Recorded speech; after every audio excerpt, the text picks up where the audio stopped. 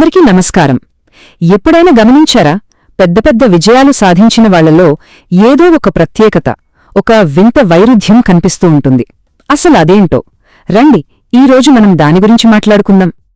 అద్భుతమైన విషయాలు కనిపెట్టేవాళ్లు, ప్రపంచాన్ని మార్చేవాళ్లు ఎందుకో వాళ్లు మనలా మామూలుగా ఉండరు కదూ. ఎప్పుడైనా ఆలోచించారా? దాని వెనక ఒక చిన్న రహస్యం ఉందన్నమాట. ఆ రహస్యమేంటో తెలుసుకోవాలనుందా? పదండి చూద్దాం. ఇలా భిన్నంగా ఉండటమే ఒక ఫౌండర్కి అసలైన సూపర్ పవర్. అయితే ఒక నాణానికి రెండు వైపులున్నట్టు ఈ సూపర్ పవర్కి కూడా రెండు ప్రమాదకరమైన దారులున్నాయి. అవేంటో చూద్దాం. అవును, గొప్ప గొప్ప ఫౌండర్స్ అస్సలు నార్మల్గా ఉండరు. వాళ్ల ఆలోచనా విధానమే వేరు. కాని ఇక్కడ ఒక చిన్న ట్విస్ట్ ఉంది. వాళ్లని సక్సెస్ వైపు నడిపించే ఆ లక్షణాలే కొన్నిసార్లు వాళ్లని పతనం వైపు కూడా లాగగలవు. అందుకే వాళ్ల ప్రయాణం అచ్చం కత్తిమీద సాములాంటిది. చాలా జాగ్రత్తగా అడుగులు వేయాలి. దీన్ని ఒక చిన్న ఉదాహరణతో చూద్దాం. ఆశని తీసుకోండి. ఆమె అందరితో కలిసిపోవాలి, ఎవర్నీ బాధపెట్టకూడదు అనుకుంటుంది. మంచిదే. కాని దీనివల్ల ఆమె ఎప్పుడూ యావరేజ్గానే ఉండిపోతుంది. ఇంకోవైపు సురేష్ ఉన్నాడు. తను చెప్పిందే కరెక్ట్, తనకే అంతా తెలుసు అనుకుంటాడు. ఇది ఎంత ప్రమాదమో కదా. అంతా గందరగోళమైపోతుంది. చూసారా, ఈ రెండు దారులు మంచివి కావు. సరే, ఇదంతా థియరీలా ఉంది కదా. ఇప్పుడు కొన్ని సరదా కథలు విందాం. నిజంగా సక్సెస్ అయిన వాళ్ల కథలు. ఈ స్పెషల్ మైండ్స్ నుండి మనం ఏం నేర్చుకోవచ్చో చూద్దాం రండి. మన మొదటి కథ పేపాల్ గురించి. ఈ పేరు అందరూ వినే ఉంటారు కదా. దీన్ని స్టార్ట్ చేసిన టీం అబ్బో చాలా చాలా స్పెషల్ అన్నమాట. ఆ పేపాల్ టీంలో చాలా మంది వేరే దేశాల నుండి వలస వచ్చిన వాళ్లే. అంతేకాదు, వాళ్లలో కొందరు స్కూల్లో ఉన్నప్పుడు సరదాకి బాంబులు కూడా తయారు చేశారట. అంటే వాళ్ళున్న సొసైటీలో సరిగ్గా ఇమ్మడలేకపోయారు, కాని అదే సొసైటీని బాగా అర్థం చేసుకున్నారు. ఇలా బయటి వ్యక్తిలా, లోపలి వ్యక్తిలా రెండు రకాలుగా ఆలోచించటం వల్లే వాళ్లు అంత పెద్ద సక్సెస్ సాధించారు. అంటే ఈ కథ నుండి మనం నేర్చుకోవాల్సిన ఒకే ఒక్క ముఖ్యమైన విషయం ఏంటంటే, అద్భుతమైన కంపెనీలు కట్టాలంటే మనకు అద్భుతమైన, కాస్త భిన్నమైన మనుషులు కావాలి.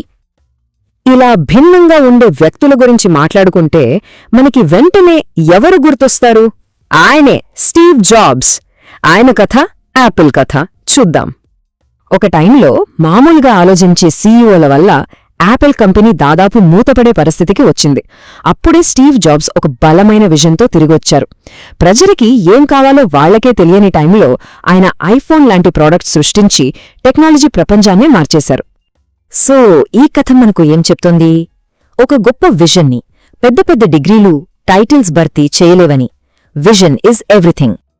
సరే, ఈ పెద్ద పెద్ద కంపెనీల కథలు బాగున్నాయి, కాని మనం ఇప్పుడు ఒక చిన్న, మనందరికీ బాగా తెలిసిన స్కూల్ ఉదాహరణ తీసుకుందాం. అప్పుడు ఇంకా ఈజీగా అర్థమవుతుంది.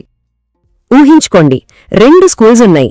ఒక స్కూల్ ప్రిన్సిపల్ ఉన్న రూల్స్ అన్నీ పాటిస్తారు, అంతే, అది ఒక మంచి స్కూల్ అవుతుంది. కాని ఇంకో స్కూల్ ప్రిన్సిపల్ ఉన్నారు. ఆయనకి ఒక బలమైన విజన్, ఒక పక్కా డిసిప్లిన్ ఉన్నాయి. ఆ స్కూల్ కేవలం మంచి స్టూడెంట్స్ని కాదు, ఫ్యూచర్ లీడర్స్ని తయారు చేస్తుంది. చూసారా ఎంత సింపుల్ తేడాయో? ఆ స్కూల్ కథ మనకు చెప్పే నీతి ఒక్కటే. ఒక బలమైన వ్యక్తిత్వముంటే అది మొత్తం సంస్థకే ఒక రూపాన్నిస్తుంది. ఓకే, భిన్నంగా ఉండటం ఎంత పవర్ఫుల్లో చూశాం కదా. ఇప్పుడు అసలైన మ్యాజిక్ దగ్గరకొచ్చాం. ఈ పవర్ని డేంజర్గా మారకుండా ఎలా బ్యాలెన్స్ చేయాలో తెలుసుకుందాం. ఇదే అసలైన సీక్రెట్ ఫార్ములా. ఒకప్పుడు ఏమనుకునేవాళ్లంటే స్ట్రాంగ్ పర్సనాలిటీ ఉంటే చాలా ప్రమాదమని. కాని ఇప్పుడు మనకు తెలిసిందేంటంటే ఆ స్పెషల్ క్వాలిటీస్ వల్లే అద్భుతాలు జరుగుతాయని. అయితే ఒక్క కండిషన్, దానితో పాటు వినయం అంటే హంబుల్నెస్ కూడా ఉండాలి. ఇక ఈరోజు మనం నేర్చుకున్న పాఠంలో అత్యంత ముఖ్యమైన రహస్యం ఇదే. దయచేసి గుర్తుపెట్టుకోండి, ఫౌండర్స్ పవర్ఫుల్ అయ్యేది అన్ని పనులు వాళ్లే చేయడం వల్ల కాదు, తమ చుట్టూ ఉన్న వాళ్లందరి చేత వాళ్ల బెస్ట్ ఇచ్చేలా ఇన్స్పైర్ చేయడం వల్ల. సరే, ఇదంతా బావుంది. ఇప్పుడు నేర్చుకున్నది మనకు ఎలా ఉపయోగపడుతుందో చూద్దామా? మనల్ని మనం కొన్ని ప్రశ్నలు వేసుకుందాం. ఒక చిన్న హోంవర్క్ లాంటిది. మొదటి ప్రశ్న, అందరిలా నార్మల్గా కనిపించడం కోసం నాలో ఉన్న స్పెషల్ టాలెంట్ని నేను ఎక్కడైనా దాచేస్తున్నానా? ఒక్కసారి నిజాయితీగా ఆలోచించుకోండి. రెండో ప్రశ్న, ఎవరైనా పొగడితే ఆ పొగడతలకి ఎక్కువగా పొంగిపోతున్నానా? సక్సెస్ వచ్చినప్పుడు కూడా వినయంగా ఉండటం చాలా ముఖ్యం కదా? ఇక చివరి 3వ ప్రశ్న.